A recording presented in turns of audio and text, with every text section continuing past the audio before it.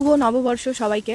আমাদের এদিকে শুভ নববর্ষের একটা রীতি রয়েছে, সেটা হচ্ছে গিয়ে আমাদের জমিনে বা বাড়িতে কোথাও একটা জায়গায় খড় দিয়ে আগুন লাগিয়ে যে মুঠিতে ওই আঁশের জিনিস কাটা হয়, ধরুন মাছ বা সবজি টবজি, সেই মুঠিকে একটু তাবাতে হয়।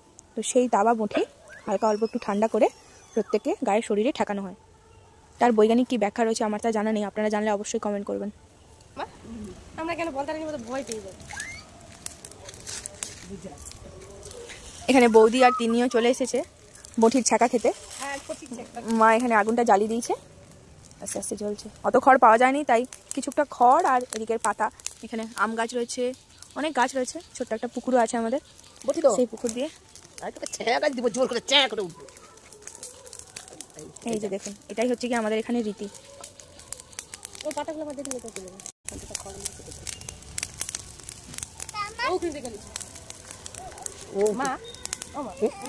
হ্যাঁ,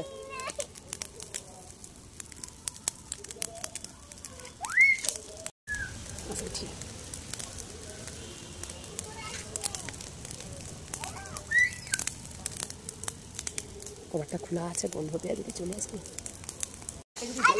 ছোট্ট তিন্নি চলে এসেছে। মা আনো একটা ছাপ দাও, ছাপ দাও, নিয়ে আসো নিয়ে আসো নিয়ে আসো।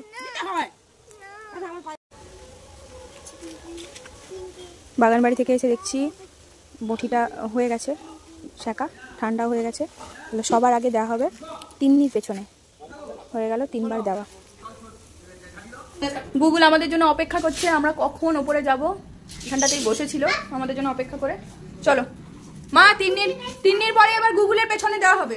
ওই সোনা, ওই সোনাটা, চলো চলো চলো চলো চলো চলো।